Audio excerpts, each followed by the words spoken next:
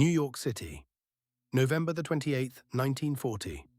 In the cloakroom of the Sherry Netherland Hotel, one of the most famous financiers in American history sits down, takes out a notebook, and writes the same sentence again and again. My life has been a failure. 11 years earlier, this man did what no one else on earth managed. While the crash of 1929 vaporized the fortunes of millions, he bet on the catastrophe and won roughly $100 million in a matter of weeks. The newspapers called him the Great Bear of Wall Street. Strangers blamed him personally for the depression. His family received death threats addressed to the man who broke America. His name is Jesse Lauriston Livermore. He ran away from a farm at 14 with $5 in his pocket. He made and lost 4 colossal fortunes. The final loss was his own life. This series has shown you men who stole with lies. Livermore never lied to anyone, except at the very end himself. He's in this gallery because nobody in history understood the machinery of greed and panic better. He wrote the manual on it, and the manual couldn't save him. Born 1877, rural Massachusetts, to a farmer who wants him behind a plow. At 14, he runs to Boston with his mother's blessing and $5 and takes work as a board boy, chalking stock prices on a brokerage wall as they arrive by telegraph. Standing at that wall hour after hour, the boy discovers his freak gift. The numbers form patterns. Prices behave one way before they climb, another way before they break. He keeps a notebook of predictions. The notebook keeps being right.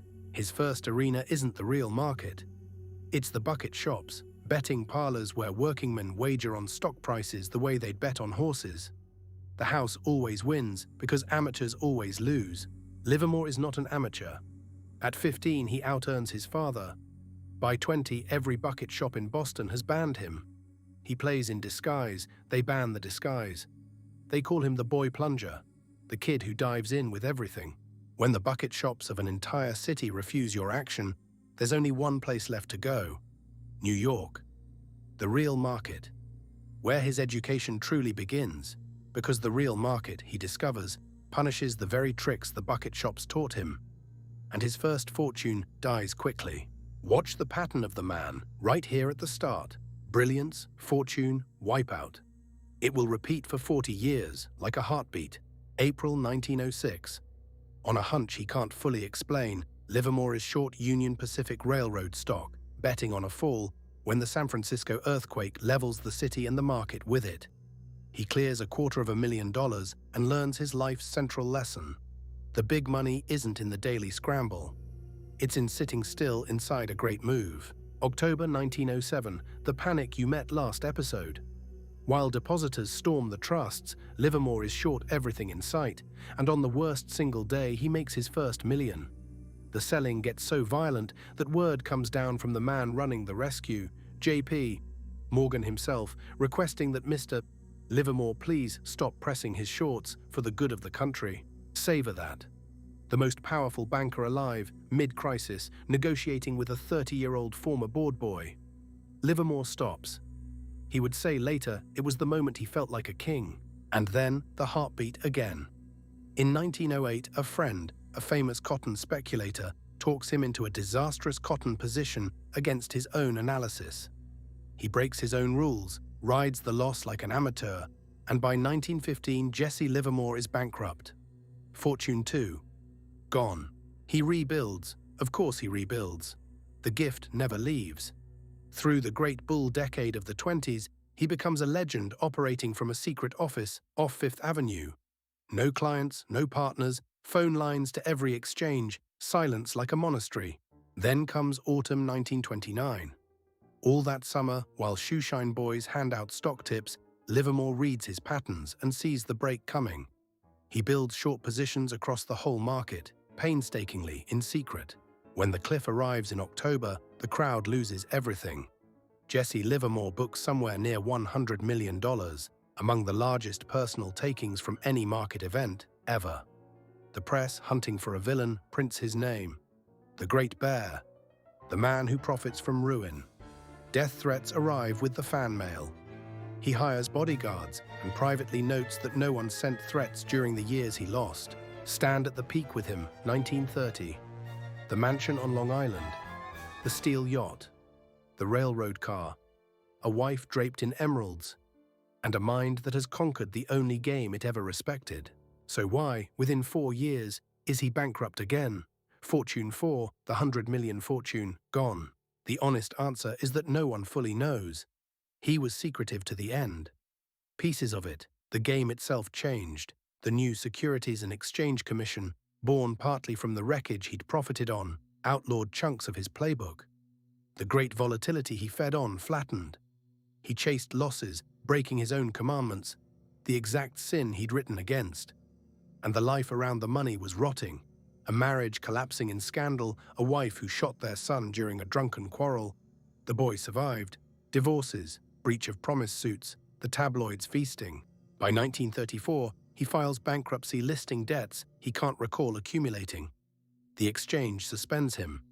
The king of the tape can't afford his seat. In 1940, he does something almost unbearably poignant. He publishes a book, How to Trade in Stocks, the distilled rules of a lifetime. Cut losses fast. Never average down. The market is never wrong, opinions are. Sit still when you're right. Every rule in the book he had broken. That's why he could write it so well. November 28, 1940. Lunch at the Sherry Netherland, 2 drinks, the notebook, the sentence written over and over. Then Jesse Livermore, 63 years old, shoots himself. The estate he leaves is worth a fraction of what he'd once made in an afternoon. Though trusts he'd wisely locked away kept his family comfortable, a last trade that finally held. Why does an honest speculator belong in a series about fraud? Because Jesse Livermore is the control group. Every villain so far manufactured belief in others.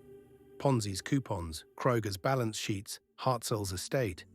Livermore manufactured belief in himself, the conviction that this time, unlike every other time, the heartbeat wouldn't repeat. The market never once lied to him. He read it better than any man alive. And the fortune still slipped through 4 times because the hardest mark to protect is the one in the mirror. The con and the trader die of the same disease, the story that feels better than the arithmetic, the playbook, from the only honest man in it. Rule 1, the market is never wrong. Opinions are. Kroger's auditors and Ponzi's depositors both died of opinions. Rule 2, the big money is in the waiting, not the trading. Every scheme in this series collapsed because its clock couldn't wait. Rule 3, your own conviction is a salesman, and it works for free. Audit it like an enemy. The paper empire ledger rests again this week. The only man Livermore ever ruined was himself. The count stands at roughly 277 million stolen, and 100 million won honestly, then lost the same way. Because money was never paper.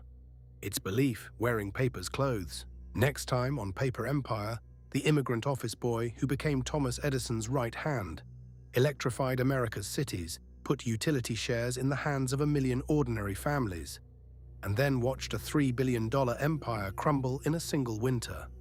They dragged him back from Europe in handcuffs to face 3 trials, and 3 juries let him go. The rise, fall, and strange innocence of Samuel Insull, next. Subscribe.